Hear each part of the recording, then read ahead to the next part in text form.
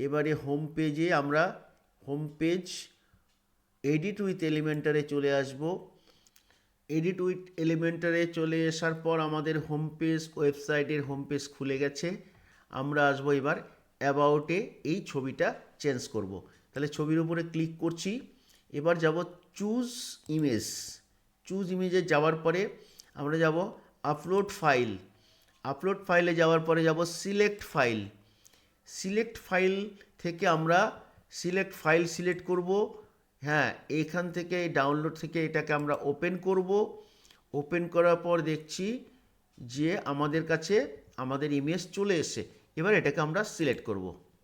ওকে, তা আমাদের ছবিটা কিন্তু এখানে সিলেক্ট হয়ে গেছে, কিন্তু একটা সমস্যা দেখা দিল। সেটা হচ্ছে এই ছবিটা আর এই ছবিটার কালার দুরকম হয়ে গেল। ছবিটার কালারের ব্যাকগ্রাউন্ড কালারটা এই স্কিন কালারের সঙ্গে ম্যাচ করলো না। করব এখানে যে ছবিটা আমরা সিলেক্ট করেছি, এই ছবিটা কিন্তু কেমন একটা ব্যাকগ্রাউন্ড কালারটা আর এই কালারটার সঙ্গে কেমন ম্যাচিং করছে না, ঠিক একটু আলাদা, আনকমফোর্টেবল লাগছে। ঠিক আছে, তো এই ব্যাকগ্রাউন্ড কালারটা চেঞ্জ করে ছবিটাকে আমরা আবার চেঞ্জ করব। তার জন্য কি করতে হবে, আমাদের প্রথমে ক্যানভাতে যেতে হবে। ক্যানভাতে গিয়ে এই ছবিটা রয়েছে। এবার ব্যাকগ্রাউন্ড কালারটা এখানে, ব্যাকগ্রাউন্ড কালারটা যদি আমরা চেঞ্জ করি, তাহলে ব্যাকগ্রাউন্ড কালারটা দেখি এই কালারটা দিলে কেমন হয়। এই কালারটা আমার মনে হয় কিছুটা ঠিক আছে। আর একটু দেখে নিই ব্যাকগ্রাউন্ড কালার। আচ্ছা, এখানে গিয়ে দেখি একবার।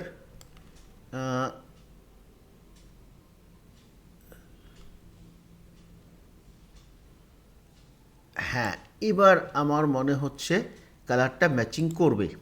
তো দেখা যাক এবার কি হয়। আমরা ফটোটাকে সুন্দর করে এখানে সেট করে নিলাম। ঠিক আছে, এই কালারটাই থাকুক। এই কালারটা আমাদের মনে হয় ঠিক আছে। তাহলে এটাকে আমরা ডাউনলোডে করব। জেপেগে ডাউনলোড করলাম, ডাউনলোড করে নিয়েছি। এবারে আমরা আবার সেই এলিমেন্টার, আমরা চলে যাব এডিট উইথ এলিমেন্টারে, গিয়ে আপলোড ফাইলে যাব, সিলেক্ট ফাইলে যাব। সেখান থেকে এই ফাইলটাকে আবার এখানে ওপেন করব।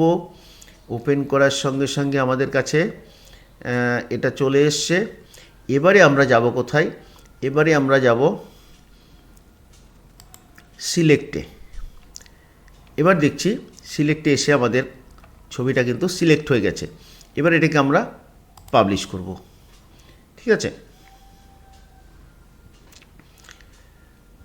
তো সবাইকে ধন্যবাদ, ভালো থাকবেন। এই ভিডিওতে এই পর্যন্তই। পরের ভিডিওতে আমরা পরবর্তী স্টেপ আলোচনা করব।